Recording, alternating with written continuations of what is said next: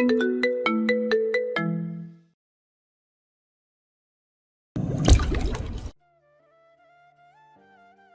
পাঞ্জাবি পায়জামা বের করুন, আমি গোসল করে আসার পর আপনি গোসলে যাবেন। আমাদের 11টার মধ্যে পৌঁছাতে হবে। কোথায় যাওয়া হচ্ছে? অয়নের কণ্ঠ গম্ভীর, আহ্লাদ নেই, আদর নেই, ছ্যালছ্যালা টান। প্রাপ্তি একটু থমকালো, যেন অতঃপর নিজেকে সামলে বলল, মিরাজ ভাইয়ের বিয়েতে যাচ্ছি, আমি সাক্ষী। মিরাজ ভাইকে? মামুর ছেলে, আমার মামাতো ভাই। অয়ন কিছুটা আন্দাজ করলো মিরাজ ভাইটিকে। সেদিন যার সাথে ক্যান্টিনে বসেছিল প্রাপ্তি। অয়ন একটা স্বস্তির নিঃশ্বাস ফেলল, পর মুহূর্তে নির্লিপ্ত ভাব টেনে বলল, আমি যে কি করব? দুলা ভাই আপনি তাই যাবেন? হ্যাঁ, দুলা ভাই। বলেই তাচ্ছিল্য করলো যেন। প্রাপ্তি সেই তাচ্ছিল্য বুঝলো, কিন্তু আমল করলো না। দ্রুত গোসল সারলো। এরপর শুরু হলো তার শাড়ি নিয়ে কোদাকুদি। শাড়ি সে পরতে পারে না, বড় একটা থান কাপড় বারবার নিজেকে জড়াচ্ছে আর খুলছে। শীতের মধ্যেও সে ঘেমে একাকার হয়ে গেল কিছুক্ষণের মধ্যে। অয়ন তখনও বিছানায় বসা, সরু চোখে দেখছে মেয়েটার নাচন কোদন। সে অপেক্ষা করছে যেদি মেয়েটা কখন হাল ছাড়বে, এবং অবশেষে হলো তাই।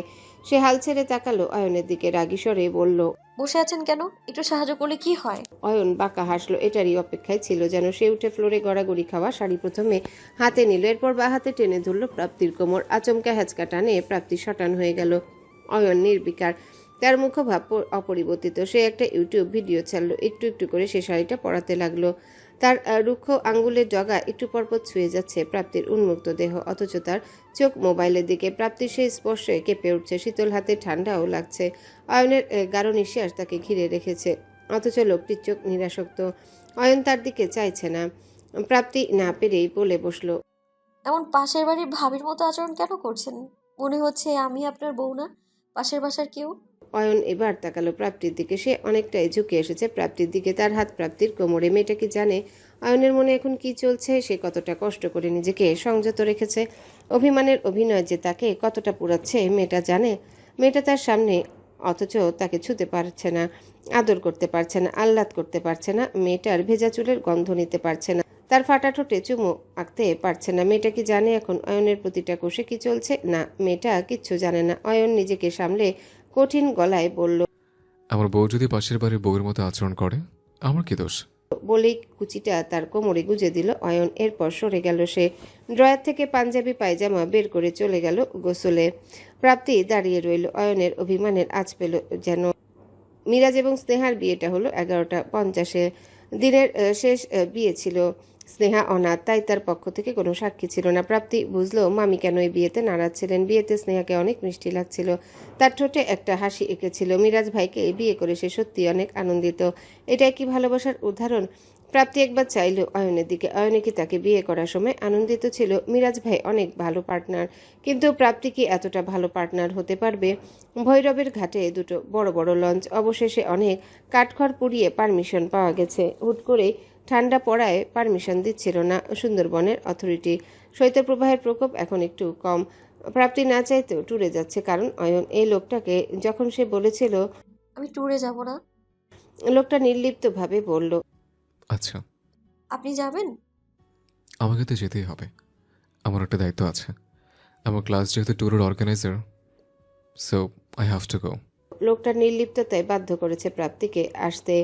লোকটার এমন ব্যবহার তার সহ্য হচ্ছে না। সে এখন আর তাকে ভালোবাসা বলে ডাকছে না, আহ্লাদ করে না। প্রাপ্তি হোস্টেলে থাকলেও তার আপত্তি নেই। প্রাপ্তির রাগ হচ্ছে, এভাবে বদলে যায় কি করে মানুষ? লঞ্চে উঠতে হবে কাঠের একটা তক্তার উপর দিয়ে। মেয়েরা লাইন ধরেছে, খুব সাবধানে সবাইকে তোলা হচ্ছে। সাবধানতা অবশ্য দেখাচ্ছে অয়ন, সেই গাইড দিচ্ছে। গাইড হয়েছে সে অসহ্য। প্রাপ্তির যখন সময় এলো, আশ্চর্যজনকভাবে তার গাইড বন্ধ হয়ে গেল। সে এমন একটা ভাব করলো যেন সে প্রাপ্তিকে চিনেই না। এ তার বউ নয়, অন্য বেটার বউ। ভৈরবের শীতল কালো পানির উপর ভাসমান ত্রিতল লঞ্চ। লম্বা কাঠের তক্তা ঘাট থেকে লঞ্চ অব্দি চলে গেছে।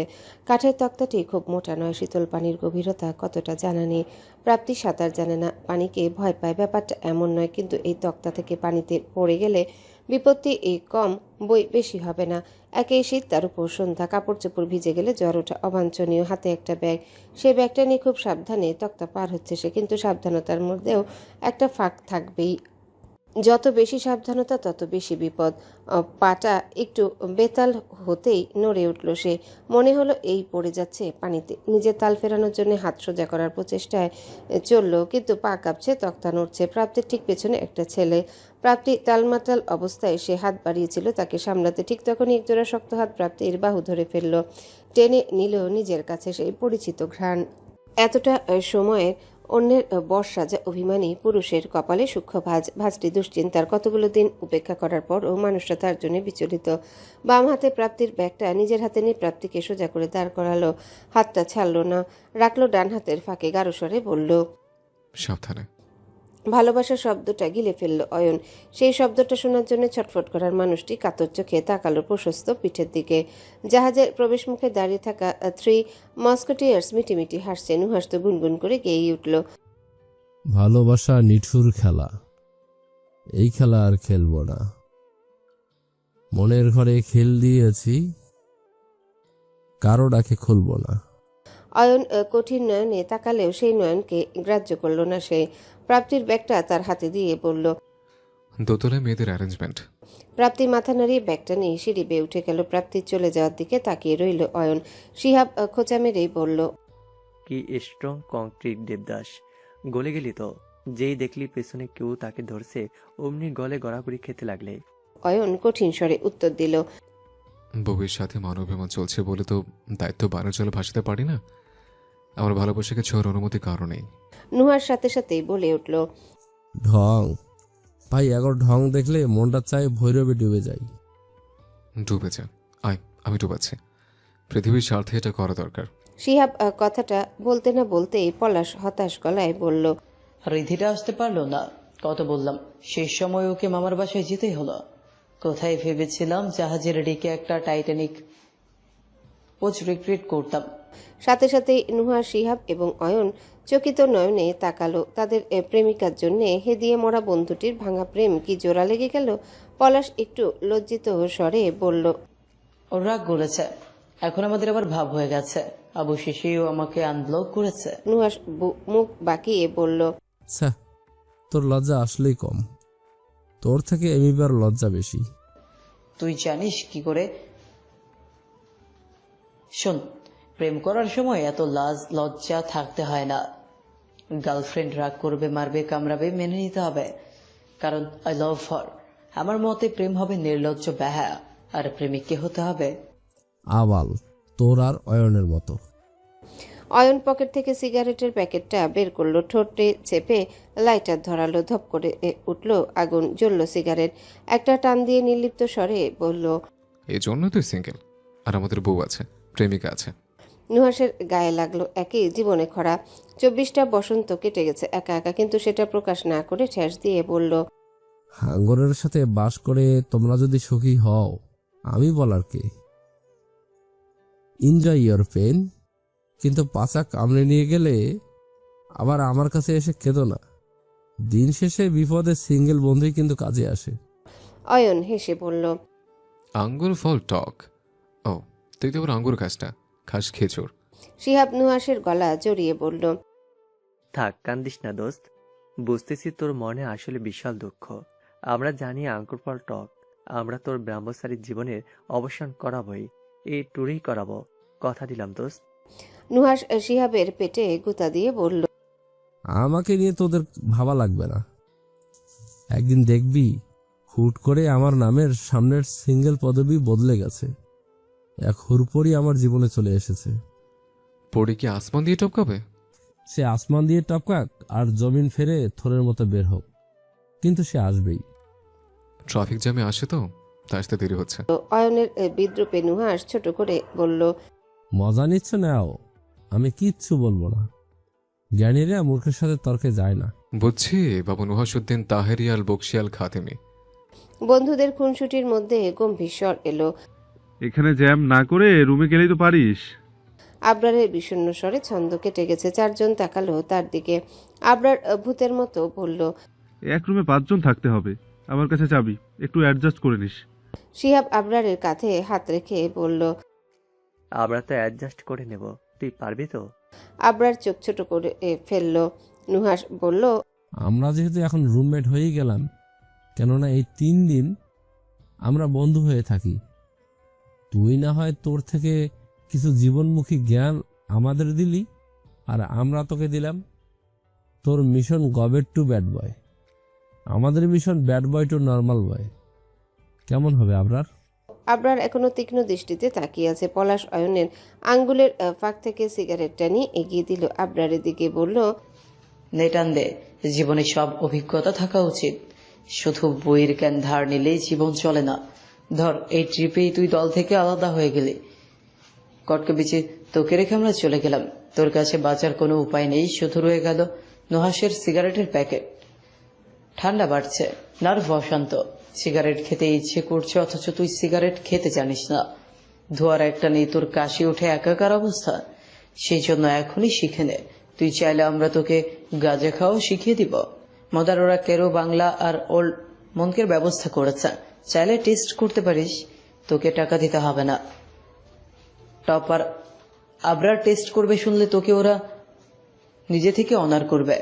আবরার কিছু একটা বলতে যেও বলতে পারল না, রাগে তার চোয়াল কঠিন হয়ে গেছে। অয়ন হাসতে হাসতে বলল, কেন কেন আমার ভাইটার খিসে এনেছিস তোরা? আবার তো কি কিছু শিখতে হবে না, তুই রুমে যা, আমরা রাতের খাবারের ব্যবস্থা দেখে আসছি।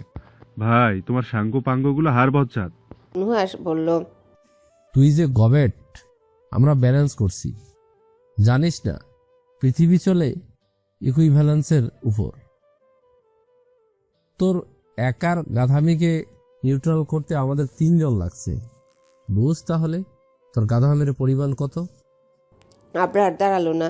এই লঞ্চে উঠাই ভুল হয়েছে, দ্বিতীয় লঞ্চে ওঠা উচিত ছিল, কিন্তু ওখানে সব জুনিয়ররা, তাই এখানে উঠতে হয়েছে তাকে। সে হনহন করে 3 তলায় উঠে গেল। অয়ন নুহাসের মাথায় কাটটি দিয়ে বলল, কেন ওকে চালাস? গাধা পিটিয়ে মানুষ করার কনসেপ্টটা তো শুনেছিস, আমরা গবেট জ্বালিয়ে মানুষ বানাচ্ছি। অয়ন হাল ছেড়ে দিল। এদের বলে লাভ নেই, 3টা দিন দুপক্ষকে ম্যানেজ করতে হবে। ইঞ্জিনের শব্দ শোনা যাচ্ছে, লঞ্চ ছেড়ে দিয়েছে। সে কালো পানির দিকে তাকালো।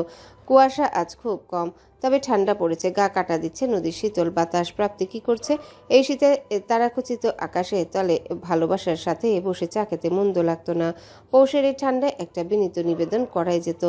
বুক চিরে ছোট্ট নিঃশ্বাস বের হলো অয়নের। মান অভিমানের খেলা যে কবে শেষ হবে, ডেকে আলো নেই। লঞ্চ চলবে বলে আলো বন্ধ করে রেখেছে। কিছু দেখা যাচ্ছে না, রাত খুব বেশি না, কিন্তু সব অন্ধকার লাগছে। দূরে ছোট ছোট আলো দেখা যাচ্ছে, কিন্তু সেই আলো ঠিক কিসের বোঝা যাচ্ছে না। প্রাপ্তি অন্ধকারে দেখছে নদী। তাদের একটা ছোট রুম দেওয়া হয়েছে, তাতে মোট 5 জন। লঞ্চের দ্বিতীয় তলায় মোট 18টি রুম। 3টে বর্ষের মেয়েদের সংখ্যা 84 জন, তার মধ্যে উপস্থিত 80 জন। থার্ড ইয়াররা এক রুমে থাকছেন 2 জন করে। সে কারণে ফার্স্ট ইয়ারদের একটু গাদাগাদি করে থাকতে হচ্ছে। যে রুমটা পেয়েছে তাতে 2টো বিছানা। 5 জন ঠিক কি করে এখানে থাকবে বুঝতে পারছে না। প্রাপ্তির সাথে একই বিছানায় ঘুমাবে রাইসা। বিছানাটা খুব বড় নয়, কিভাবে ঘুমাবে 3টে রাত বুঝতে পারছে না। রুমের মধ্যে মেয়েরা জটলা পাকিয়ে কথা বলছে, ডেকেও সিনিয়রদের ভিড়, উল্লাসের ঝলক প্রতিটা কোণে। শুধু প্রাপ্তির ভালো লাগছে না। সে ডেকে এসে দাঁড়িয়েছে, মনে হচ্ছে এক অজানা সফর এসে বেরিয়েছে। বড্ড বেমানান এখানে সে। সুন্দরবন ট্যুরে না আসাই উচিত ছিল। অহেতুক তার আশা। এখন ভালো লাগছে না, ভেতরটা কেমন অস্থির এবং কাতর। শীতল বাতাস মুখ ছুঁয়ে যাচ্ছে, তার খোলা চুল উঠছে। পরনে অয়নের হুডি, সেই হুডিতে অয়নের গায়ের গন্ধ মিশে আছে। বুকের কাছটা কাপড় নাকের কাছে কিছু সময় চেপে ধরলো, গন্ধ নিল। মনটা আরও বিষণ্ণ হয়ে যাচ্ছে। এই বিষণ্ণতা কি অয়নের জন্যে? তার প্রতিটা কোষ কি অয়নের সঙ্গ চাইছে? 9টার সময় খাওয়ার টেবিলে জড়ো হলো সবাই। প্রথমে মেয়েদের বসানো হলো। খাবার ভাত, আলু ভর্তা, ডাল, ডিম ভুনা সার্ভ করছে অয়নেরা। অয়নদের এই ট্যুরে 2 জন শিক্ষক এসেছে, একজন তার স্ত্রী সহ, আরেকজন একা। 2জনের শিক্ষকই বড় ভাইয়ের মতো। একজন অয়নদের থেকে 2 বছরের বড়, একজন 3 বছরের। অয়নরা প্রথম বর্ষে ছিল তখন তারা 3rd ইয়ার এবং 4th ইয়ারে ছিলেন, তাই তাদের মধ্যকার বন্ডিং অত্যন্ত ভালো। বিবাহিত শিক্ষক তার স্ত্রী হলো অয়নদের লঞ্চে উঠেছে। এখানে দ্বিতীয় তলায় মেয়েদের ফ্লোরের সবচেয়ে বড় রুমটা তাদের দেওয়া হয়েছে। অবিবাহিত শিক্ষক অন্য লঞ্চে। প্রথমে স্যার এবং ফার্স্ট ইয়ারের মেয়েদের খেতে বসানো হলো।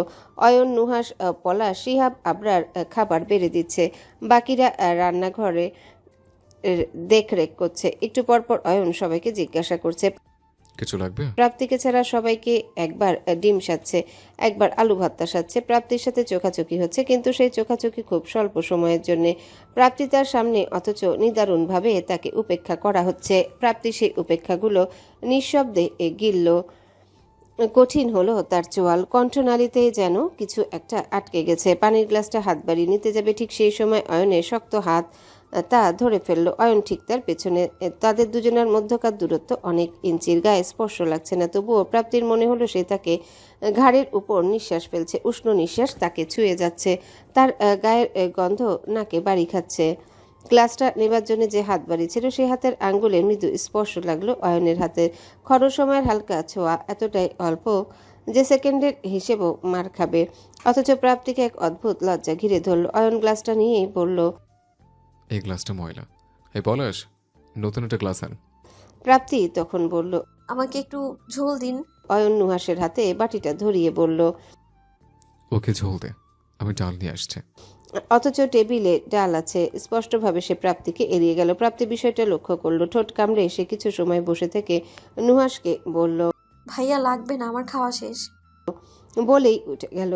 হাত ধুয়ে দোতলায় চলে গেল। অয়ন তার যাবার পানে তাকিয়ে রইল। পলাশ ধীরে স্বরে বলল, তোর ভালোবাসা তো চড়ুই পাখির থেকেও কম খেলো রে। অহেতুক জ্বালাচ্ছিস না মেয়েটাকে। একটু চলুক না হয়, এতদিন আমার হৃদয়ে পড়িয়েছে। একটু জ্বলন্ত তার প্রাপ্য। চিন্তা করিস না, বেশি জ্বালাবো না। আদর করে মলম দিয়ে দিব খুব দ্রুত। প্রাপ্তির ঘুম ভাঙল সূর্যের তির্যক আলোয়। সে ঘুমিয়েছিল ডেকের সোফায়। রাতে রুমে ঘুমানোর সুযোগ হলো না তার। খেয়ে এসে দেখে তাদের বিছানায় একজন ঘুমিয়েছে। চাপাচাপি করে সেই বিছানায় তিনজন, ঘুমানো যায় না। রাইসা চাইলেও মেয়েটিকে ডেকে তুলতে, কিন্তু প্রাপ্তি বাধা দিল। সে একটা কম্বল নিয়ে ডেকে চলে গেল। প্রচুর ঠান্ডা পড়েছে, কুয়াশার পারদে কিছু দেখার উপায় নেই।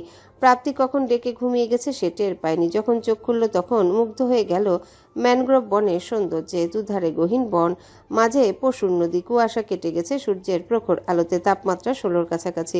প্রাপ্তি মুগ্ধ চোখে দেখল মনোরম দৃশ্য। গহীন সবুজ বন দেখতে যতটা সুন্দর, আদপি ভয়ঙ্কর। বাঘের ডাক শোনার আগ্রহ জাগলো। রাইসা ছুটে এসে দাঁড়ালো তার পাশে, আগ্রহ ভরে বলল, মুখ ধুয়ে ফেলো, নাস্তা করে ফেলো, আমরা ব্রিজ ডেস্কে যাচ্ছি। প্রাপ্তি আরো কিছু সময় তাকিয়ে রইল দুধারের বনের দিকে। সে জানে না এই নদীর নাম, সে জানে না এই অজানা গাছগুলোকে কি বলে। ওই যে গাছের ডালে সাদা পাখিটা বসে আছে, সেটার নামও তার জানা নেই। অথচ দু চোখে মুদে এসে তাকিয়ে রইল বেশ কিছু সময়। রোদ উঠেছে, ভাটার জন্য অনেকক্ষণ থেমেছিল জাহাজ। দ্বিতীয় জাহাজটি এখনো পৌঁছায়নি। তারা পৌঁছালে একসাথে সুন্দরবনের ভেতরে প্রবেশ করবে জাহাজ। যোগাযোগের কোনো মাধ্যম নেই, সিগন্যালের দণ্ডটা একটাও নেই। তিনতলার ডেকে ছাউনি দেওয়া। রাইসা প্রাপ্তির সাথে কথা বলে উপরে উঠল। এখান থেকে সুন্দরবনের দৃশ্যটা এত সুন্দর লাগছে যে বলে বোঝানোর মতো না। জোয়ার শুরু হয়েছে, পানির উচ্চতার সাথে বেগ বেড়েছে, সেই সাথে স্নিগ্ধ বাতাসে চুল উঠছে রাইসার। রাইসার মনে হলো সে যদি এই ট্যুরে না আসতো তার কখনোই সুন্দরবন দেখা হতো না। সে একজন মধ্যবিত্ত পরিবারের মেয়ে। মধ্যবিত্তদের নসিবে ঘোরাঘুরি থাকে না। তারা নিজেদের প্রয়োজন মিটাতে এতই ব্যস্ত হয়ে যায় যে বিনোদন তাদের কাছে হয় তুচ্ছ ঢং। রাইসার ইচ্ছে হলো একটা ছবি তুলে রাখতে, একটা ছবি তুলে এই স্মৃতিটা চিরকালের জন্য নিজের কাছে রেখে দিবে, কিন্তু তার মোবাইলে ভালো ছবি উঠে না। সে আশেপাশে তাকাতে দেখলো নুহাস পকেটে হাত ঢুকিয়ে হাই তুলতে তুলতে এদিকে আসছে। তার পরনে একটা টি শার্ট এবং 3/4 প্যান্ট। টি শার্টটা ট্যুর উপলক্ষে বানানো হয়েছে। সামনে বাঘের ছবি, লেখা সুন্দরবন ট্যুর সিএসি কুয়েট। পেছনে ট্যাগ লাইন মামাদের নেটওয়ার্ক। ঠান্ডার মধ্যেও তাকে দেখে মনে হবে সে মরুভূমিতে আছে। তার চুল বিক্ষিপ্ত, চোখে রাজ্যের ঘুম। ঢুলু ঢুলু পায়ে সে এগিয়ে আসছে। রাইসা ডাকলো তাকে, নুহাস ভাই, নুহাস ভাই। নুহাস এগিয়ে গেল, অনাগ্রহ কণ্ঠে শুধালো, কি আপনার আইফোন আছে না? আছে তো। আমার একটা ছবি তুলে দেন। নুহাস মুখ বাঁকালো, আরো আগ্রহহীন কষা স্বরে বলল, কেন, তোমার বিলাপ্ট কই? এত প্যাট প্যাট না করে ছবি তুলে দেন। পারবো না। তোমার বিলাপ্টকে বলো, নাকি অলরেডি সিস্টার জোন্ট? রাইসা বিরক্ত হলো। তার ছবি তোলার ইচ্ছে হারিয়ে গেল। নুহাসকে ডাকাই উচিত হয়নি। লোকটা পারেই ফাউল টক করে মুড অফ করে দিতে। রাইসা বিরক্ত দেখে নুহাস বলল, আচ্ছা, আর মুখ ভসকাইও না, তুলে দিচ্ছি। তবে রাইসা, এখনো সময় আছে। বনজন্ড হয়ে গেলে হাই হাই করে কুল পাবে না। আবরারকে তো চিনি, ও গুড বয় টাইপের ছেলে। গুড বয়রা মেয়েদের অন্যভাবে দেখতে পারে না, তাদের লজ্জা লাগে। কথা বলতে বলতে খটখট করে কয়েকটা ছবি তুলল।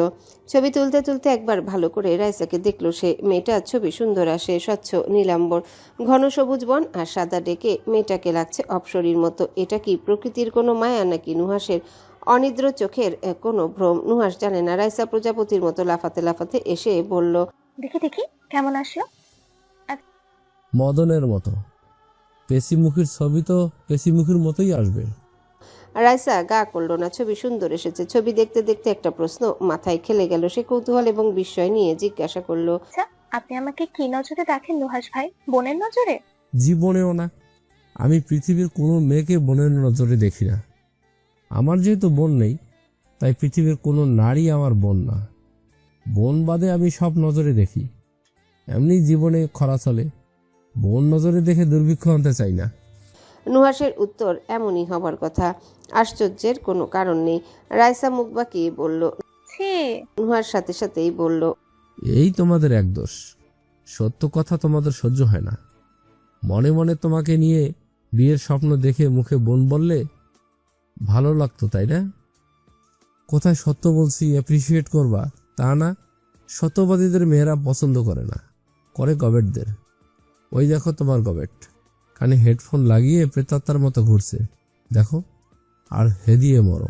রাইসা সাথে সাথেই তাকালো। আবরার সত্যি মলিন মুখে কানে হেডফোন ঝুলিয়ে বিমর্ষভাবে হাঁটছে।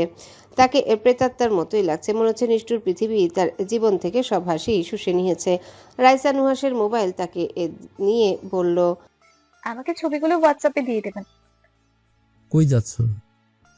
বোনজন থেকে জুনিয়র জন হতে। নুহাস দেখলো মেয়েটা প্রজাপতির মতো উড়ে উড়ে চলে যাচ্ছে আবরারের দিকে। সে তাকিয়ে রইল অনেক সময়। ঠোঁটের কোণায় হাসি উকি দিল তার। খুব ক্ষণ সময়ের জন্যেই আবারও হাসি মিলিয়ে গেল। আবরার বিমর্ষ চোখে তাকিয়েছে ঘন ভয়ঙ্কর সুন্দরবনের দিকে। তার মনে আনন্দ নেই। সুন্দরবনে ছোটবেলায় এসেছিল সে, স্মৃতিগুলো আচ্ছা, তবে একটা স্মৃতি তার মনে স্পষ্ট হয়ে আছে। সেবার বাবা আর মার সাথে এসেছিল সে। বাবা তখন বেঁচে ছিলেন। আবরারের বয়স 5 কি 6 হবে। বিশাল জাহাজে করে এসেছিল তারা।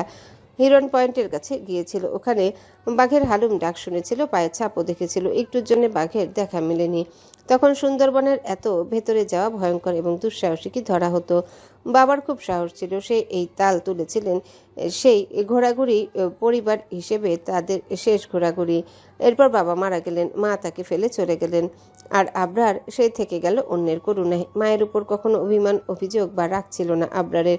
করাটা বেমানান। এক অল্পবয়স্ক সুন্দরী নারীর পক্ষে একা একা বাচ্চা মানুষ করা অত্যন্ত কঠিন একটা বিষয়।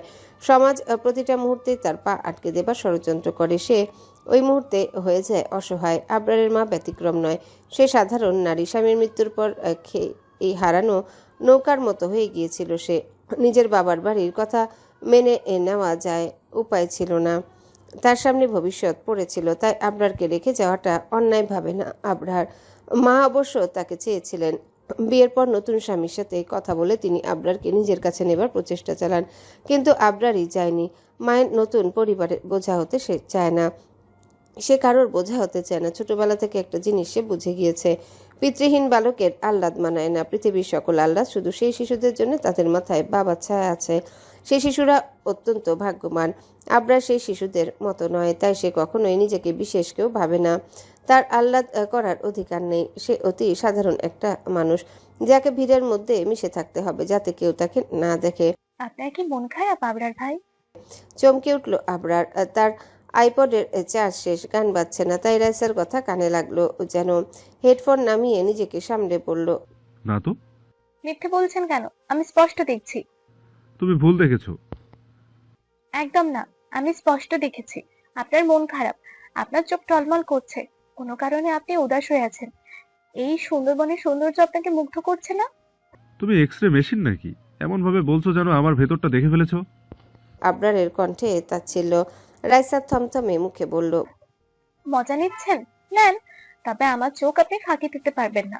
রোলমেট হিসেবে এটা আমার অধিকার। বলুন না আবরার ভাই, কি হয়েছে আপনার? কম্পিটিশনে আমি হেরে গেছি রাইসা। আমার নিজেকে অপদার্থ মনে হচ্ছে।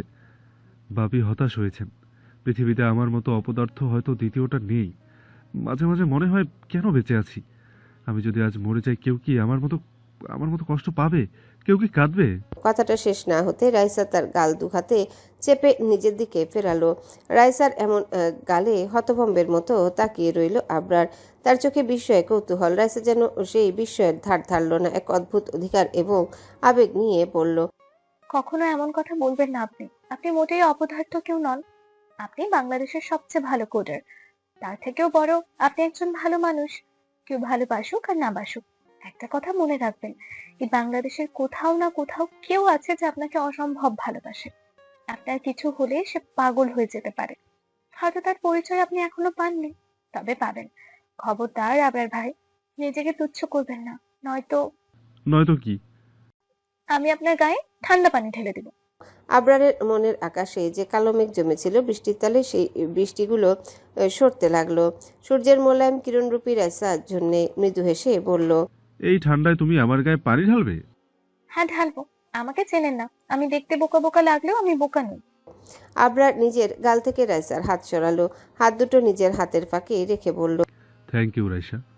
তুমি কি জানো তুমি যে আমার মন ভালো করা টনিক? আমার যখনই মন খারাপ হয় তুমি টনিকের আমার মন ভালো করে দাও। আমি বেশ কয়েকবার দেখেছি ব্যাপারটা। রাইসা জমে গেল। তার কান ঘাড় লজ্জায় লাল হয়ে উঠল। সেই ঠান্ডার মধ্যেও তার গরম লাগছে। সে চোখ নামিয়ে নিল। আবরার তার হাত ছেড়ে বলল, রাইসা, শুশুক দেখবে?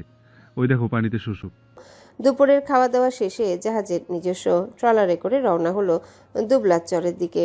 দুবলাচরকে শুটকির আড়তও বলা হয়।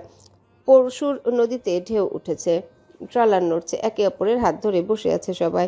প্রাপ্তির পাশেই বসেছে অয়ন। ইচ্ছাকৃত নয়, নুহাসের পরিকল্পনা। অয়ন যথাসম্ভব নিরুদ্বেগ থাকার চেষ্টা করছে। সকালে খাওয়ার সময়ও প্রাপ্তির সাথে দেখা হয়েছিল, সে কোনো গা করেনি।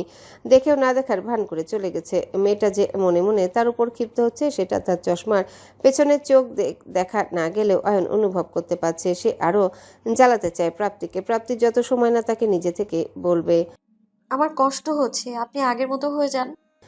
তত সময় অয়ন এই অভিমানের খেলা খেলবেই। খাল দিয়ে এগিয়ে যাচ্ছে ট্রলার। সরু খালের দুপাশে বনের বিশাল গাছের ছায়ায় আলো প্রবেশ করতে পারছে না। পানি সরে যাওয়ায় গাছের শ্বাসমূল দেখা যাচ্ছে। হঠাৎ দেখা গেল ঝুলে থাকা শেকড়ে পেঁচিয়েছে একটা সাপ। সাপ দেখতেই প্রায় চিৎকার করে উঠল ট্রলারের মেয়েরা। হঠাৎ করে বিচলিত হয়ে যাবার কারণে ট্রলার নড়ে উঠল। মাঝি বললেন, নইরেন না, নৌকা উল্টিয়ে যাইবনি। প্রাপ্তির সাথে সাথে হাত চেপে ধরল অয়নের। টলমলে ট্রলারের উত্তেজনায় কোথাও না কোথাও পড়ে যাবার ভয় তাকেও কাবু করলো। প্রাপ্তি সংকুচিত হয়ে মিশে রইল অয়নের বাহুর সাথে। অয়ন আর চোখে দেখল তা। একবার ইচ্ছে করলো মেয়েটাকে বুকের সাথে জড়িয়ে বলবে, ভয় নেই ভালোবাসা। কিন্তু সেটা করলে তার মান অভিমানের খেলায় ভঙ্গ হবে। তাই সে অনড় বসে রইল। সময় প্রাপ্তির ভয়ার্ত অবস্থা তাকে কোথাও না কোথাও স্বস্তি দিল। মেয়েটা বিপদে সবার আগে তাকেই স্মরণ করে ভেবে এক চিলতে হাসির রেখা উদিত হলো তার ঠোঁটে। ট্রলার যখন বেশি দুলতে লাগলো তখন প্রাপ্তি যে হাত চেপে ধরেছিল সেই হাতটা প্রাপ্তির হাত থেকে ছাড়িয়ে পেছন থেকে ওর কোমর ধরল। একটু টেনে নিতেই প্রাপ্তি তার বুকের কাছে সরে আসলো। প্রাপ্তি কুঞ্চিত চোখ জোড়া তুলে তাকালো অয়নের দিকে। অয়নের মুখভাব নির্লিপ্ত। প্রাপ্তি তার হুডি খামচে বসে রইল। ট্রলারের দুলুনি কমে গেলে প্রাপ্তির কোমর থেকে হাত সরিয়ে দিল অয়ন। নির্বিকার মুখে একটু সরে বসে রইল, যেন কিছুই হয়নি। জোয়ারের দরুন পানি হাঁটু সমান। মেয়েদের নামতে অনেক ঝামেলা হচ্ছে, কোনো না কোনো ছেলে তাদের ধরে নামাচ্ছে। রাইসাকে নামানোর জন্য আবরার হাত বাড়াচ্ছিল, কিন্তু সেই মুহূর্তে নুহাস বলল, নে পিচ্ছি লাভ দে। রাইসা ক্ষিপ্র স্বরে বলল, আপনার বুকে লাফাবো। আবরার হাত গুটিয়ে নিল। বিষয়টা নুহাস ঠিক খেয়াল করলো। এদিকে প্রাপ্তির দিকে যখনই শুভ নামক একটা ছেলে হাত বাড়াতেই অয়ন কঠিন চোখে তার দিকে তাকালো। ধারালো তীক্ষ্ণ দৃষ্টি। সে কি বুঝলো জানা নেই। সে সরে গেল প্রায় সাথে সাথেই। প্রাপ্তি ছেলেটার হুট করে কেটে পড়া দেখে অবাক হলো। আরো অবাক হলো যখন অয়ন দুহাত বাড়িয়ে বলল, এসো। প্রাপ্তি আগে দেখলো কেউ দেখছে কিনা, তারপর অয়নের কাঁধে ভর দিল। অয়ন শক্ত হাতে তার কোমর ধরে নামালো। তাকে নামানোর সাথে সাথেই সে সরে গেল, উল্টো ঘুরে সমুদ্রের কাছে চলে গেল। দুবলার চরে সমুদ্রের ঢেউ তেরে আসছে। ছেলেপেলে হৈ হৈ করে পানিতে নেমে পড়েছে। অয়ন পকেটে হাত ঢুকিয়ে ডুবন্ত সূর্যের দিকে তাকিয়ে রইল। প্রাপ্তি তার পাশে এসে দাঁড়ালো। দুজনের মধ্যে কোনো কথা নেই, শুধু নীরবতা। আলোর কোলে আলো ডুবছে, লাল আলো ছড়িয়ে পড়ছে নীল সমুদ্রে। এ এক অপার্থিব দৃশ্য। সন্ধ্যা নেমে গহীন অরণ্যে জাহাজের তিনতলার ডেকের উপর ছাউনি দেওয়া। কুয়াশা তীব্র। জাহাজ থেমে আছে। চেয়ার ঘেরাও করে সবাই বসে আছে। সাংস্কৃতিক অনুষ্ঠানের আয়োজন করা হয়েছে, জুনিয়রদেরকে আনন্দ দেবার ক্ষুদ্র চেষ্টা। দ্বিতীয় জাহাজের অনেকেই এই জাহাজে চলে এসেছে, ঘুমাবে কোথায় জানা নেই, কিন্তু মজা মিস করা যাবে না। নৃত্য পরিবেশন হলো। নুহাস উঠে রাইসার উদ্দেশ্যে বলল। এই পিচ্ছি, নাচবি? রাইসা বলল, আমি নাচতে পারি না। আমিও পারি না, পারি না কাটাকাটি। মা আমাদের নেটওয়ার্কে শুধু পিনিক হবে। গান ছাড়া হলো। নুহাস এবং রাইসার সাথে অন্য কিছু জুটিও নাচলো। আনন্দ উল্লাসে শুধু দুজন মানুষের মুখে হাসি রইল না, এক প্রাপ্তি, দুই আবরার। প্রাপ্তিকে রাইসা জোর করে দিয়ে এসেছে, অপরদিকে আবরারের কপালে তীব্র ভাঁজ, কিন্তু সেই ভাঁজের রহস্য সে নিজেও জানে না। সাংস্কৃতিক অনুষ্ঠানে অয়নের গান হবে না তা তো হবার নয়। প্রাপ্তি কঠিন মুখে বসে আছে অয়নের বিপরীতে, ফলে অয়নের তীক্ষ্ণ চোখ তার মুখবিবরে আবদ্ধ। কে বলবে এরা স্বামী স্ত্রী? অয়নের কোলে কালো গিটার, বাদামি চোখের ধার, সুর তুলল সে। শীতল পশু নদীর উপর দিয়ে চলমান জাহাজের প্রতিটি কোণ সেই সুরে ভাসল।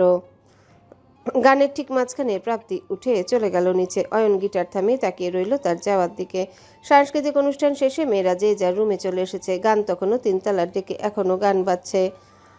সব ছেলেরা শীতের মধ্যে অর্ধ উদাম হয়ে নাচানাচি করছে। ওখানে মেয়েদের যাওয়া বারণ। প্রাপ্তিদের রুমে হঠাৎ একটা চাপা উত্তেজনা শুরু হলো। পাশের রুম থেকে একটা মেয়ে ছুটে এলো তাদের রুমে, মোবাইল নিয়ে একটা ভিডিও চালু করে দেখালো অন্যদের। ভিডিওতে 15-20টা সুন্দর ছেলে গলায় শাল ঝুলি উদাম হয়ে নাচছে। তাও কোন গান? আফগান জালেবি। সেই ভিডিওতে নুহাস, পলাশ, শিহাব, অয়নও আছে। কোনো এক জুনিয়র ছেলে ভিডিও করে ব্লুটুথে ছড়িয়ে দিয়েছে। সেখান থেকে এখন তা মেয়েদের কাছে পৌঁছে গেছে। আর সেই উড়াধুরা কুৎসিত নাচ দেখে নির্লজ্জ মেয়েগুলো বলছে, অয়ন ভাই জিম না করে এমন লিন বডি কি করে মেনটেন করেছে রে? প্রাপ্তি একটা বই খুলে থমথমে মুখে বসেছিল, তার চোয়াল কঠিন। সে অনেকক্ষণ মেয়েগুলোর কথা শুনলো, তারপর একটা অদ্ভুত কাজ করলো। উঠে গেল জটলা হয়ে থাকা মেয়েগুলোর কাছে, কঠিন স্বরে বলল, ভিডিওটা ডিলিট কর। মেয়েগুলো হতভম্ব। তারা ভ্রু কুচকে এমনভাবে তাকালো যেন প্রাপ্তি এলিয়েন। একটা মেয়ে বলল, কি সমস্যা? সমস্যা কিছু না, ভিডিওটা ডিলিট করো, নয়তো খুব খারাপ হবে। রাইসা প্রাপ্তির এমন কঠিন রূপ দেখে বিস্ময়ে বাকরুদ্ধ হলো। ওদিকে মেয়েগুলো অত্যন্ত বিরক্ত হলো যেন। তারা প্রাপ্তির দাম দিল না, মনোযোগী হলো ভিডিও দেখায়। প্রাপ্তি আবারও বলল, ভিডিওটা ডিলিট কর, লাস্ট ওয়ার্নিং দিচ্ছি। জটলার মধ্যে থেকে একজন বিরক্তির সাথে বলল। যা খুশি কর। অমনি প্রাপ্তি ভয়ঙ্কর কাজটি করলো। ছো মেরে মোবাইলটা নিল আর ছুঁড়ে মারলো জাহাজ থেকে। কাজটা এতটাই দ্রুত হলো যে মেয়েগুলো প্রতিক্রিয়া দেখাতেও ভুলে গেল। পরিস্থিতি ধাতস্থ হতেই প্রাপ্তি যার ফোন ফেলে দিয়েছে সে চিৎকার করে জাহাজের রেলিংয়ের কাছে চলে গেল। মেয়েটার নাম নুসরাত। নুসরাতের ফোনটা যে সে ফোন নয়, আইফোন। বাবার হাতে পায়ে ধরে ফোনটা সে কিনেছিল। রাগে, হতাশায়, দুঃখে তার গা কাঁপছে। সে নিজের উত্তেজনা সামলাতে না পেরে দৌড়ে প্রাপ্তির সামনে দাঁড়িয়ে তাকে সজোরে থাপ্পড় মেরে বসলো। থাপ্পড়টা এতটাই জোরে ছিল যে প্রাপ্তির গালে লাল দাগ পড়ে গেছে। ঠোঁটের কোনা দাঁতে লেগে একটু কেটেও গেল। রুমের সকলে চোখ মুখ হতভম্ব। ঘটনাচক্রের গতির সাথে তাদের মস্তিষ্ক অ্যাডজাস্ট করতে পারছে না। রাইসা বিমূঢ় হয়ে চাইল প্রাপ্তির দিকে, কি করবে বুঝতে পারছে না। প্রাপ্তি এখনও মূর্তির মতো দাঁড়িয়ে আছে। সে থাপ্পড় খাবার পরও কোনো প্রতিক্রিয়া দেখালো না। এদিকে নুসরাতের রাগ এখনও শান্ত হয়নি। সে যদি প্রাপ্তিকে খুন করে তাকে কেটে টুকরো টুকরো করে ফেলতে পারত তাহলে হয়তো তার রাগ শান্ত হতো, কিন্তু সেটা করার উপায় নেই। ফলে আরেকটা চড় মারতে উদ্যত হতেই প্রাপ্তি তার হাতটা ধরে ফেললো। আরেকটা হাত তুলে তার চুল টেনে ধরে বলল, আমি গান্ধী নই যে থাপ্পড় খেয়ে গাল পেতে দেব। তোমার ফোন আমি ফেলেছি, তুমি আমাকে থাপ্পড় মেরেছো, এসব ফিটুস। মেয়েটার চুল এতটাই জোরে টেনে ধরলো যে মেয়েটা ব্যথায় কাতরাতে লাগলো। নিজের বান্ধবীকে মার খেতে দেখে চুপ করে বসে থাকা বন্ধুত্বের বৈশিষ্ট্যে পড়ে না। ওপর থেকে প্রাপ্তি কারোর প্রিয় না, তাই সবাই প্রাপ্তিকে ঠেকাতে হামলে পড়লো। প্রাপ্তির হাত চেপে ধরলো একজন, কেউ চুল টেনে ধরলো। মোটামুটি এখানে একটা ছোটোখাটো MMA ফাইট হয়ে গেল। যার দর্শক রূপে দাঁড়িয়েছিল তারা বুঝতে পারলো ঠিক কী করা উচিত। তার চিৎকার চেঁচামেচিতে প্রথমে দ্বিতীয় বর্ষের মেয়েরা এলো, এরপর তৃতীয় বর্ষের মেয়েরা। তৃতীয় বর্ষের সবচেয়ে কড়া সিনিয়ররা পুরি মেয়ে চিৎকার করে বলল, অসভ্যের দল, এটা কি মাছের বাজার? সবগুলো চামড়া তুলে ফেললে হবে যদি 1 মিনিটের মধ্যে মানুষের মতো আচরণ না করা হয়। তৃতীয় তলার ডেকে পুরো দমে নাচানাচি হচ্ছে, গান চলছে ফুল ভলিউমে। পলাশ, নুহাস, আবরারকেও টেনে এনেছে, বলছে, নুহাস আর কত প্রেতাত্মার মতো ঘুরবি? একটু কোমর নাচা দেখবি, মজা লাগছে। আবরার মোটেও এমন অশ্লীলতার অংশ হতে চায় না, কিন্তু জোর করে তাকেও শার্ট খুলে নাচা লাগে। একটা সময় মনে হলো বিষয়টা মন্দ না, বাঁধনহারা নিজেকে কখনো কল্পনা করেনি সে। একটা বক্সের ভেতরে সব আমোদ উল্লাস আটকে রেখেছিল, মাঝে মাঝে নিজেকে ছেড়ে দেওয়া মন্দ নয়। এর মধ্যে একটা ছেলে ছুটে এসে বলল, ভাই ভাই, নিচে গ্যাঞ্জাম লেগেছে, স্যার আপনাদের ডেকেছে। সাথে সাথে গান থেমে গেল। অয়ন নিজের হুডিটা গায়ে জড়িয়ে ছুটল নিচে। পলাশ, নুহাস, শিয়াব, আবরার নিজেদের আবৃত করলো জামা কাপড়ে। সিঁড়ি বেয়ে নিচে নেমে ডেকের কাছে গিয়ে হাঁক দিল অয়ন। রিমি, শায়লা, মিতুল, আমরা আসছি। তাদের উত্তরের অপেক্ষা করলো না কেউ, একেবারে হনহন করে ঢুকে পড়ল। ডেকের কাছে যেতেই দেখলো প্রাপ্তি এক কোনায় দাঁড়িয়েছে, তার চুলে জট পেকে আছে, অবিন্যস্ত অবস্থা, চোখ রক্তিম, গাল লাল হয়ে আছে, ঠোঁটের কাছে জমাট বেঁধে আছে রক্ত।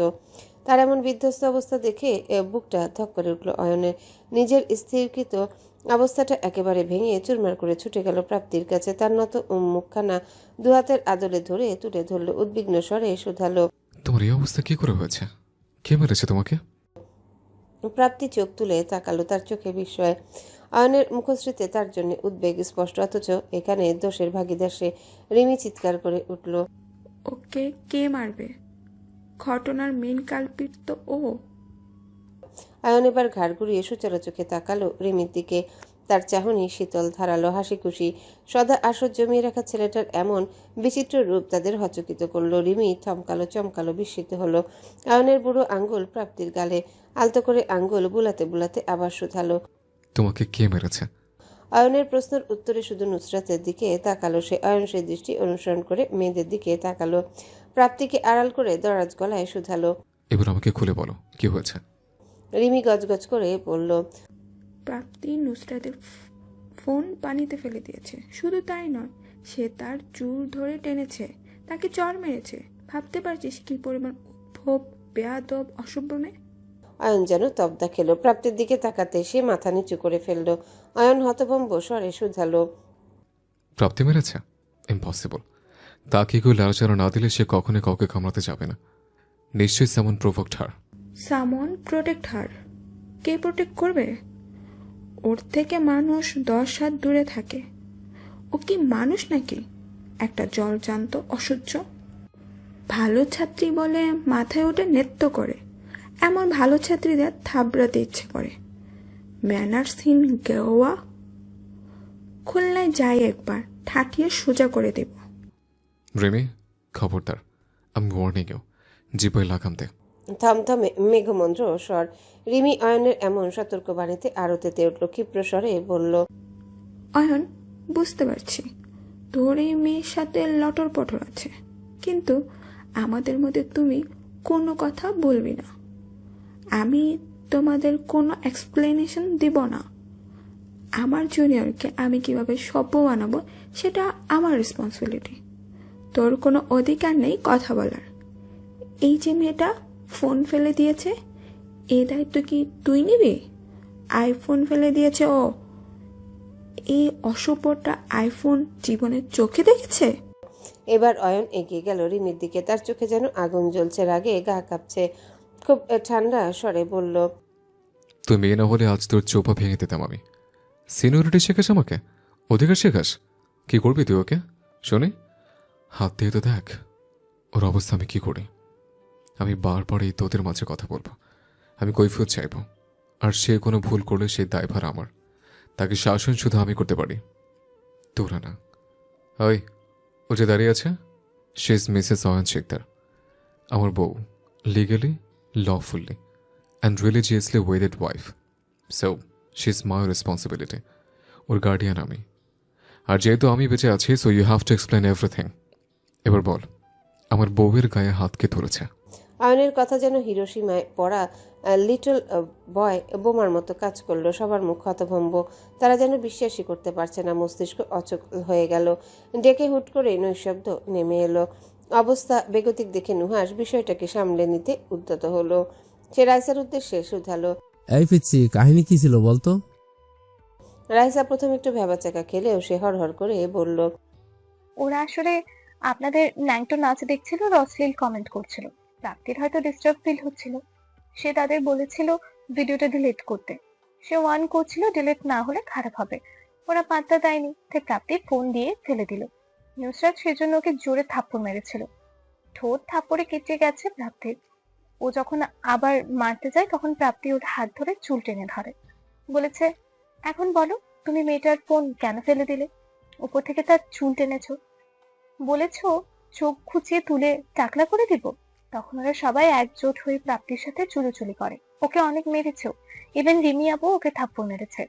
কথাটা শুনতে অয়নের চোয়াল শক্ত হয়ে গেল। সে চাইল প্রাপ্তির দিকে। প্রাপ্তি নতমস্তক দাঁড়িয়ে আছে। অয়ন কিছু সময় চুপ করে থেকে নুসরাতকে শুধালো। তোমার মোবাইলের মডেল কি? নুসরাত কিছু সময় গাইগুই করে বলল, আইফোন 15। আমারটা 17। বেশি দিন হয়নি কিনেছি। ওয়েট। বলে নিজের আইফোনটা রিবুট দিল সে, যেন আইফোনটা একদম নতুন হয়ে যায়। সেই ব্যবস্থা করে সে নুসরাতের দিকে এগিয়ে দিয়ে বলল, বেশি দিন ব্যবহার করিনি, সেকেন্ড হ্যান্ড মনে হতে পারে, কিন্তু আপাতত এটা দিয়ে কাজ চালাও।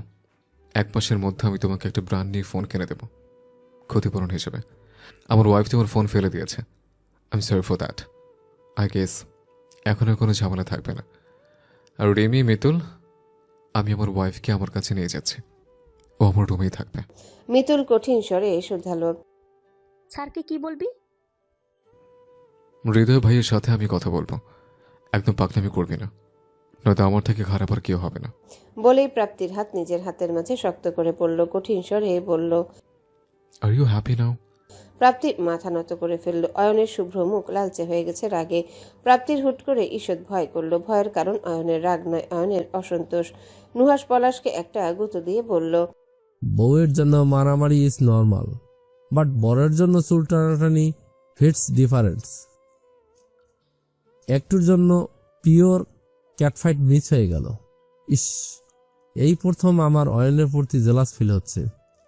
কবে আমার জন্য আমার প্রেয়সী এমন মারামারি করবে? প্যাতপ্যাত করিস না। যে ব্লান্টার হয়েছে সেটা আগে সামাল দে। আমার মনে হয় এই বউয়ের জন্মে ব্লান্টার করার জন্য, আর আমাদের জন্ম সে ব্লান্টার সাফ করা। ধ্যাৎ।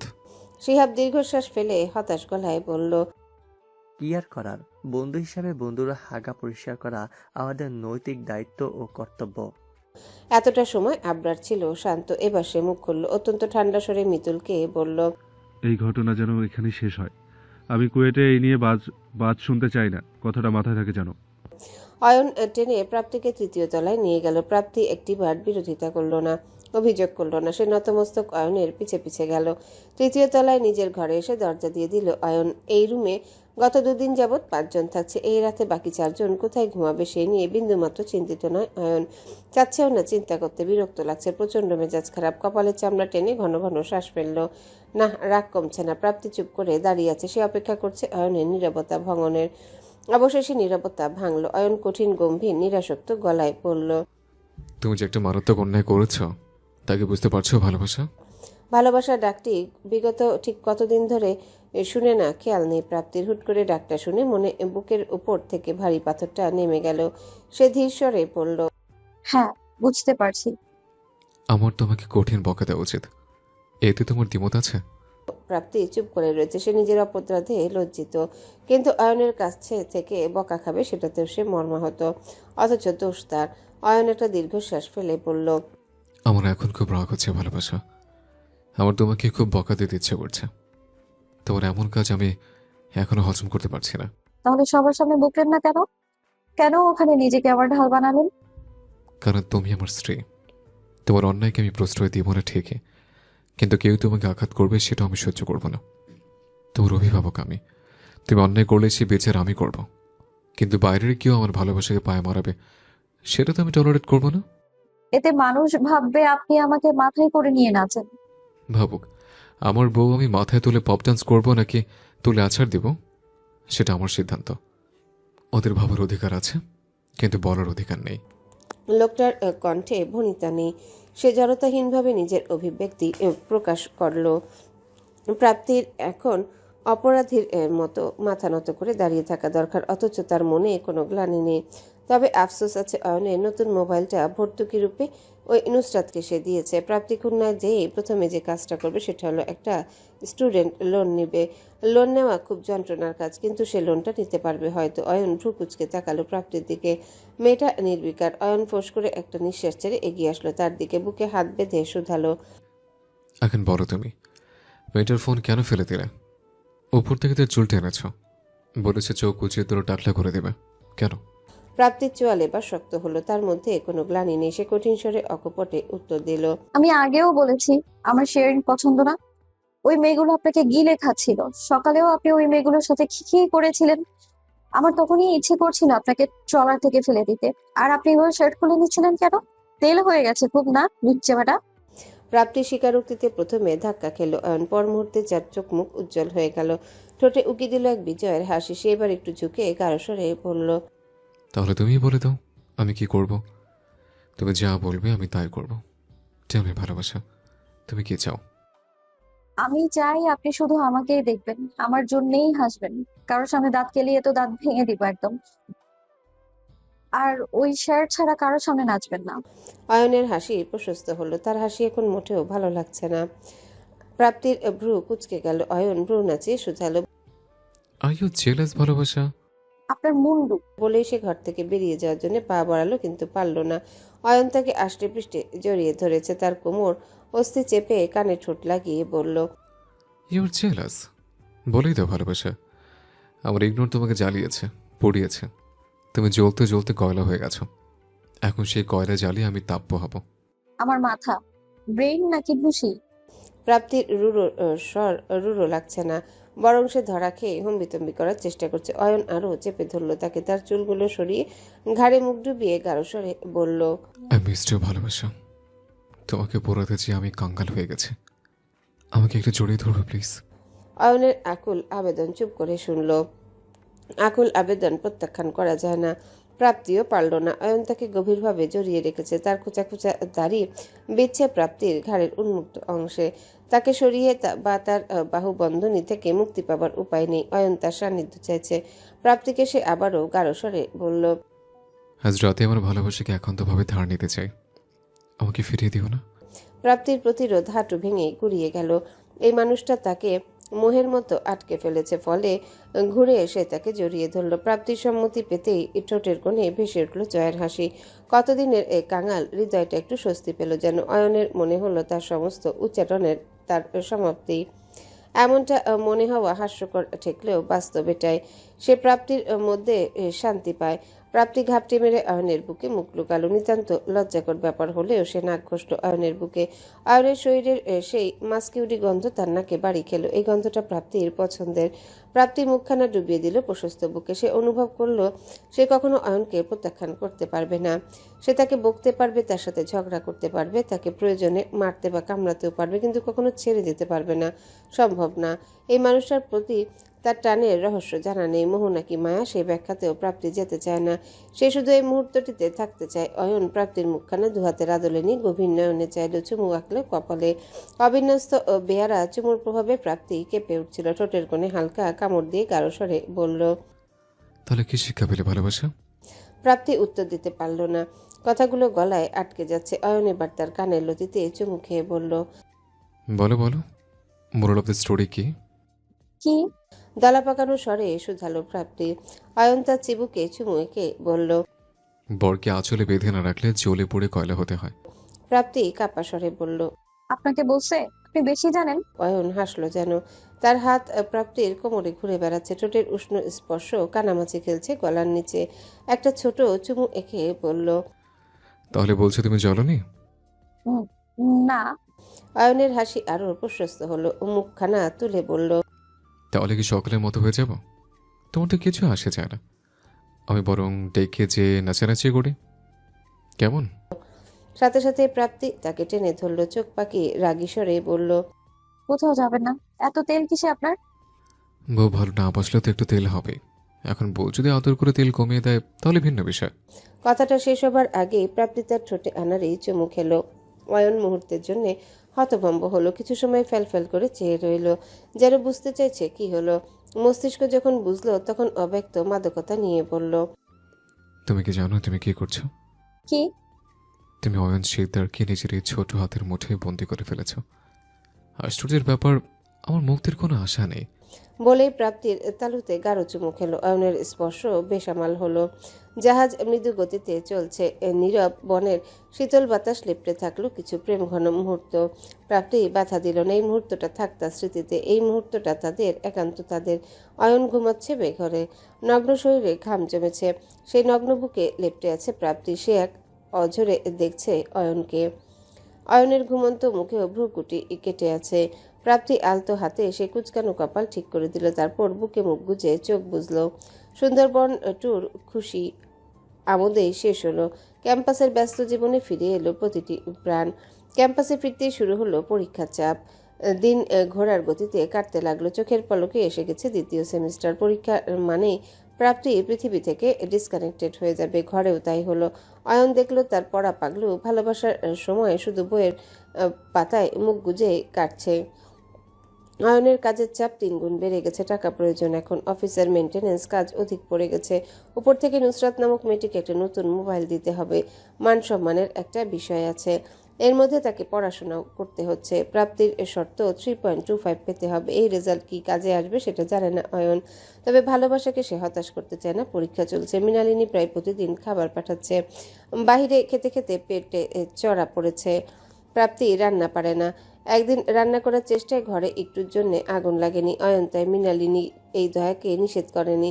মৃণালিনী মাঝে মাঝে ড্রাইভারকে দিয়ে খাবার পাঠায়, তো মাঝে মাঝে নিজে আসে। প্রাপ্তির সাথে তার বেশ খাতির। গুজুর গুজুর করে কী সব বলে একে অপরকে। অয়নের শাশুড়ি আর বৌমার মধ্যে যায় না। তবে দূর থেকে মাকে দেখে। মায়ের শরীরটা বোধহয় ভালো নেই।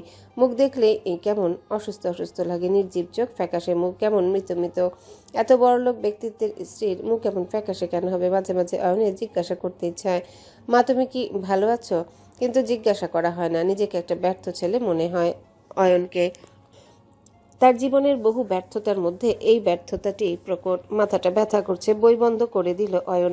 প্রাপ্তি গুনগুন করে পড়ছে। তাকে কি একটু জ্বালাবে? খুব রাগ করবে সে? ভেবে কাজ নেই, করতে হবে। এগিয়ে গিয়ে প্রাপ্তির কোলে ধপ করে মাথা এলিয়ে দিল অয়ন। প্রাপ্তির হাত কেঁপে গেল। কি লিখছিল তা গুলিয়ে গেল। মাথাটা ধপ করে শাটডাউন দিল যেন। অয়ন তার বিমূঢ়তাকে পুরো বুড়ো আঙ্গুল দেখিয়ে তার কোমর পেঁচিয়ে ধরল। আহ্লাদী স্বরে বলল, ভালোবাসে আমার মাথাটা ব্যথা করছে, কিছু করো। আমি কি করব? প্যারাসিটামল বা টাফিন খান। এই ব্যথা তো ঔষধে সারবে না। মাথা ব্যথা ঔষধে সারবে না কেন? আমার ব্যথাটা একটু ভিন্ন ধরনের তো। এক কাজ করো, একটু চুমু খাও আমার কপালে, ব্যথা সেরে যাবে। চোখের সাথে ব্যথা সারার কি সম্পর্ক? Logically it's not possible. Possible ভালোবাসা, প্রেমে সব ইলজিক্যাল জিনিসও পসিবল। কথা আছে না, everything is fair in love and war. আমি একটু উল্টো বলবো, everything is logical in love. So just kiss me. পারবো না। না বললে তো হবে না। রুলস আর রুলস। তোমাকে আদর করা আমার মৌলিক অধিকার, আর আমাকে আদর করা তোমার নৈতিক দায়িত্ব। প্রাপ্তি কপাল কুচকে তাকালো। তবে অয়নকে অবাক করে সে একটা চুমু খেলো তার কপালে। মেকি রাগ দেখিয়ে বলল, নিন এবার ভাগেন। অয়নের ঠোঁটে হাসি ফুটে উঠল। সে প্রাপ্তির কোমর জড়িয়ে ধরল। ভালো লাগছে, খুব ভালো লাগছে। রিডিং রুমে শনিবারও ভিড়। ভিড়ের কারণ সেমিস্টার ফাইনাল। সবাই পড়া গুছাতে এসেছে। দল বেঁধে বেঁধে জড়ো হয়ে আছে তারা। একেবারে শেষের টেবিলে বসে আছে রাইসা এবং আবরার। রাইসা তাকে বলেছে কিছু বিষয় সে বুঝছে না। রোল মেট হিসেবে আবরার তাকে বিষয়গুলো যেন বুঝিয়ে দেয়। আবরারও আপত্তি করল না। এমন কোনো আহামরি বিষয় না। আবরার তাকে মন দিয়ে পড়াচ্ছে, কিন্তু রাইসার মনোযোগ পড়াতে নেই। সে কিছু নিয়ে চিন্তিত। সে চিন্তায় তার কপালে ভাঁজ। আবরার তার অন্যমনস্ক ভাব বুঝতে পেরে বলল, পড়ার সময় আমার এমন ফাঁকিবাজি পছন্দ না।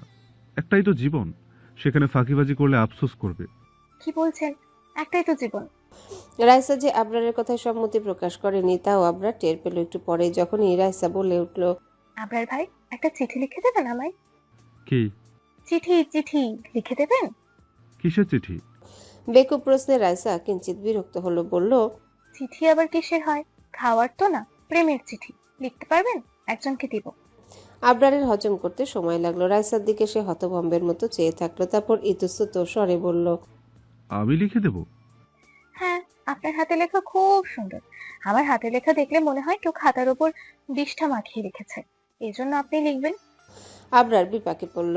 মানুষকে না বলতে না পারার শাস্তি যেন। একটা মেয়ের প্রেমপত্র তাকে লিখতে হবে, তার রাগও হচ্ছে, কিন্তু রাগের কারণটা স্পষ্ট নয়। অনেক সাত পাঁচ ভেবে রাইসার মলিন মুখের দিকে চেয়ে অবশেষে খাতার পেছনে পাতা বের করে লেখার প্রস্তুতি নিয়ে বলল। বলো। রাইসা উৎসাহ নিয়ে বলল, লিখুন। ভালোবাসা কি আমি জানি না, আমি বোকা মেয়ে মানুষ। বোকারা এত আধ্যাত্মিক জিনিস বুঝে না। তবে কাউকে দেখে যদি চোখের শান্তি হয়, কারো কথা শুনে যদি মনের শান্তির ঢেউ খেলে, আমার কাছে সেটাই ভালোবাসা। আমি এই অনুভূতিটা আপনার ক্ষেত্রে অনুভব করি। আমি জানি আপনার মনে আমার জন্য কিচ্ছুও নেই। আপনি হয়তো এই চিঠির উত্তরও দেবেন না। সবার তো জীবনে প্রেম পীড়িত প্রাধান্য নয়। তবু আপনাকে এই কথাগুলো জানানো প্রয়োজন, কারণ কাউকে নিঃশব্দে ভালোবাসা অনেক সাহসিকতার কাজ। আমি ভীতু, এত সাহস আমার মধ্যে নেই। যদি এই চিঠি পড়ার পর আপনার ক্ষীণভাবেও মনে হয় আমাকে ভালোবাসা সম্ভব, তাহলে ভৈরবের ঘাটে আসবেন, একসাথে নৌকায় চড়বো। বলেই উঠে দাঁড়ালো রাইসা। তার চোখ জ্বালা করছে, এখানে বসতে ভালো লাগছে না। আবরার তাকে উঠতে দেখে বলল, চিঠিটা নেবে না? না, ওটা আপনার জন্য। আবরার স্তম্ভিত মুখে তাকিয়ে রইল। রাইসা চলে যাচ্ছে। একটা সময় সে রিডিং রুম থেকে বেরিয়ে গেল। তার ওড়নাটাও মিলিয়ে গেল দৃষ্টির সীমানা থেকে। রিডিং থেকে বেরিয়ে বিশাল বারান্দায় দাঁড়ালো রাইসা। তার কান্না পাচ্ছে, চোখ ঝাপসা হয়ে আসছে। নিজেকে আটকাতে না পেরে সে হাঁটু গেড়ে বসে পড়ল। কত সময় ভাবে কাঁদলো হিসেব নেই। ঘোর ভাঙলো একজন আর ক্ষীণ স্বরে। এই পিচ্ছি, কাঁদিস কেন? রাইসা মুখ তুলে তাকিয়ে আরো তীব্রভাবে কাঁদতে লাগলো। নুহাস বেকুবের মতো চেয়ে রইল। ঠিক কি করা উচিত বুঝতে পারছে না। পরীক্ষা যত দ্রুত এলো তত দ্রুতই শেষ হয়ে গেল। এক সপ্তাহ ছুটিও চোখের পলকে কেটে গেল। রেজাল্ট ছুটির মধ্যেই বের হলো। প্রাপ্তি ক্যাম্পাসে গেল রেজাল্ট দেখতে। এবার তার সিজিপিএ 3.98। খুশির কথা হলো এবার সে ফার্স্ট হয়েছে। নিজের রেজাল্ট দেখে তার চোখ মুখ উজ্জ্বল হয়ে গেল। অবশেষে সে তার কাঙ্ক্ষিত রেজাল্ট পেয়েছে। প্রথম ফোনটা করলো অয়নকে। অয়ন বেজায় কাজে ব্যস্ত। দুবারের মাথায় সে ফোন ধরল। প্রাপ্তি উচ্ছ্বসিত হয়ে বলল, আমি ফার্স্ট হয়েছি। ওপাশ থেকে শোনা গেল, I am proud of you. আমি জানতাম ফার্স্ট তুমি হবে। এখন জলদি বাসায় এসো। প্রাপ্তি কলটা কেটে ফোনের স্ক্রিনের দিকে চাইল। সবুজ রঙের উপর নাটকেস শব্দটা উজ্জ্বলভাবে দেখা যাচ্ছে। একটা সময় সেটা মিলিয়ে গেল। প্রাপ্তির কল লিস্ট এবার দেখা যাচ্ছে। কিছু একটা ভেবে সে নাটকেস কন্ট্যাক্টের এডিট অপশনে গেল। নাটকেস নামটা কেটে লিখল safeplace.exe। মুনিরাকে ফোন করে জানানো প্রয়োজন। মা খুব খুশি হবেন। মাকে ফোন করলো। প্রথম দুবার তিনি ফোন ধরলেন না। ফোন ধরলেন তিনবারের সময় ওপাশ থেকে ভাঙা স্বর শোনা গেল, মলিন বিষাদময় স্বর। প্রাপ্তি ব্যগ্র কণ্ঠে শুধালো, হ্যালো মা, ভালো আছো? মুনিরা মেয়ের স্বর শুনে কিছু সময় চুপ করে থেকে বললেন, হ্যাঁ। তোমার গলা এমন শোনাচ্ছে কেন? সব ঠিক আছে? মুনিরা এবার ফুপিয়ে উঠলেন। ভারাক্রান্ত গলায় বললেন, পায়েল শ্বশুর বাড়ি থেকে চলে এসেছে, ওনাকে সংসার করবে না, ছাড়াছাড়ি চায়। প্রাপ্তি কিছু সময় নির্বাক হয়ে দাঁড়িয়ে রইল। মায়ের কথাটা বিশ্বাস করতে কষ্ট হচ্ছে। প্রাপ্তির বড় বোন পায়েল এবং তার মধ্যকার বয়সের পার্থক্য খুব নয়, মাত্র 3 বছর। পায়েল যখন ইন্টার পরীক্ষাতে তখনই জামশেদ মজুমদার ঠিক করেন মেয়েকে বিয়ে দিবেন। পায়েলের পড়াশোনার আগ্রহ নেই বললেই চলে। কোনো মতে টেনে টুনে দ্বিতীয়বার ইন্টার পাশ করে সে। জাতীয় বিশ্ববিদ্যালয়ে ভর্তি হতেও তাকে অনেক ধর্ণা দিতে হয়েছিল। পায়েলের সম্বন্ধ আসে খুব বড় পরিবার থেকে। প্রাপ্তির বড় ফুপুই সম্বন্ধ আনেন উচ্চশিক্ষিত ধনী পরিবার। পায়েলের স্বামী সিয়াম কানাডায় থাকে। ধনাঢ্য পরিবারের বউ হওয়ার পর পায়েলের সুখের অন্ত নেই। সবসময় দামি শাড়ি আর গহনায় মোড়া পায়েলের সাথে কি এমন হলো যে সে তার শ্বশুর বাড়ি ছেড়ে মজুমদার বাড়িতে চলে এসেছে। উপরন্তু জামশেদ মজুমদার গোড়া মানসিকতার মানুষ। তিনি বিবাহ বিচ্ছেদ পছন্দ করেন না। বিয়ের সময় মেয়েকে সোনায় মুড়ে দিয়েছিলেন যেন শ্বশুর বাড়ির কেউ তার মেয়েকে ছোট না করতে পারে। এখন সেই স্বর্ণের দাম দ্বিগুণ হয়েছে, কিন্তু শর্ত একটাই, পায়েলকে সভ্য মেয়ের মতো সংসার করতে হবে। যদি সে কোনোদিনও শ্বশুর বাড়ির সাথে ঝগড়া করে চলে আসে তবে সেই স্বর্ণ তিনি নিয়ে নেবেন। কি অদ্ভুত শর্ত! পায়েলও বরাবর সাংসারিক মেয়ে। সে প্রাপ্তির মতো অবাধ্য রক্তটা ঘাটতারা নয়, বাধ্য মেয়ে। তবে সেই বাধ্য মেয়েটা হুট করে এমন রেবেলিয়াস হয়ে গেল কেন? মুনিরা প্রাপ্তির সাড়া না পেয়ে শুধালো, তুই শুনছিস? আপা শ্বশুরবাড়ি থেকে চলে এসেছে কেন? কিছু বলছে না, শুধু বলছে আর সংসার করবে না। ঘরে এই নিয়ে হুলস্থুল কাণ্ড। হিটলার মেনে নিয়েছেন? উনি মানলে তো ঘটনাই শেষ হতো। বুঝলাম না, জামাই এলো গত মাসে আর এই মাসে এই কাণ্ড। পায়েল মুখে কুলুপ দিয়েছে, বলছেই না। ওর শ্বশুর বাড়ির লোকেরা কি ভালো। ভালো নাকি মন্দ সেটা তো আপাই বলতে পারবে। আমরা তো তাদের মনের মধ্যে ঢুকে যাচ্ছি না। শুধু ফাংশনে আর দাওয়াতে দেখলেই মানুষ চেনা যায় না, মানুষের হাজারটা মুখোশ থাকে। কি বলছিস তুই? আচ্ছা মা, তোমার মনে হয় না পায়েল আপার মতো মানুষ ঘর করতে চাইছে না? মানে হচ্ছে বিষয়টা হালকা কিছু না। সে তো ভালো মেয়ে, দমে থাকা মানুষ, সবকিছুতে বলে মানিয়ে নিলেই সব ঠিক হয়ে যায়। তাহলে সে কেন ছাড়াছাড়ি চাইছে? মুনিরা ভাবনার কুহেলিকার খাবি খেলেন এবার। পায়েল সত্যি খুব নরম মেয়ে, তার চিন্তাধারা মুনিরার মতোই। সে কখনোই বাবার সিদ্ধান্তকে অগ্রাহ্য করেনি। তাহলে সে কেন এমন করছে? প্রাপ্তি এবার গম্ভীর গলায় বলল, মা, আমি বলি কি তুমি পায়েল আপার সাথে কথা বলো, কেন সংশয় করতে চাইছে না সেই প্রশ্নগুলো না করে জানতে চাও তার স্বামী বা শ্বশুর বাড়ি আসলে কেমন। আশা করি উত্তর পেয়ে যাবে। রাখছি মা, ভালো থেকো। আর হিটলার যদি পায়েল আপাকে না রাখতে চায় তবে আমি একটা ব্যবস্থা করব। আমি তো চিনি হিটলারকে, তার কাছে তার মেয়ের থেকে সম্মান বড়। কি বলছিস এগুলো? ভুল কি বললাম মা? বাবা হয়? জানি, এটাই আফসোস। বাবা হয় তাই না চাইতেও একটা মায়া কাজ করে। রাখছি মা। ফোন কেটে দিল প্রাপ্তি। অনেকক্ষণ নীরবে বসে রইল। আপাকে নিয়ে খুব চিন্তা হচ্ছে। আপার ছাড়াছাড়ি হলে তাকে ওই মজুমদার বাড়িতে থাকতে হবে একটা খড়কুটোর মতো। যে আহ্লাদ এতদিন পেত সেই আহ্লাদ এখন আর পাবে না। পায়েলকে সবাই সমীহ করত, এখন বাঁকা চোখে দেখবে ফুপুরা, নানাবিধ কথা বলবে, তাচ্ছিল্য করবে। সেই তাচ্ছিল্যগুলোকেই গিলতে হবে পায়েলের। পায়েল অবশ্য খুব একটা আত্মসম্মানী নয়, সে হয়তো গা করবে না। কিন্তু যদি তাই হয় সে কেন শ্বশুর বাড়ি থেকে চলে এলো? একবার ফোন করবে নাকি? আচ্ছা পাপিয়া জানে, কাউকে না বলুক, পাপিয়াকে নিশ্চয়ই বলেছে পায়েল। একটাবার ওকে জিজ্ঞাসা করবে। সকালের মতো উৎসাহী দেখালো না প্রাপ্তিকে। অয়ন অবাক হলো যে প্রাপ্তি উৎসাহী মনে রেজাল্টের সংবাদ তাকে জানিয়েছিল। সেই প্রাপ্তি বাসায় আসার পর থেকে গভীর চিন্তায় মগ্ন। তাকে অন্যমনস্ক লাগছে। রাতে বাইরে থেকে চাইনিজ খাবার নিয়ে এসেছিল। অয়ন বলেছিল, মরিচের পানিটা একটা আলাদা বাটিতে রাখো। প্রাপ্তি বেখেয়ালে সে মরিচের পানি স্যুপের মধ্যে ঢেলে দিয়েছে, ফলে স্যুপটা ফেলে দিতে হয়েছে। এখানেও শেষ না। খাওয়ার সময় সে শুধু চিন্তায় ডুবেছিল। অয়ন যখন শুধালো, কোন খাবারটা? ভালো। বিফ অনিয়নটা কেমন? ভালো। আমি তো বিফ অনিয়ন আনিই নি।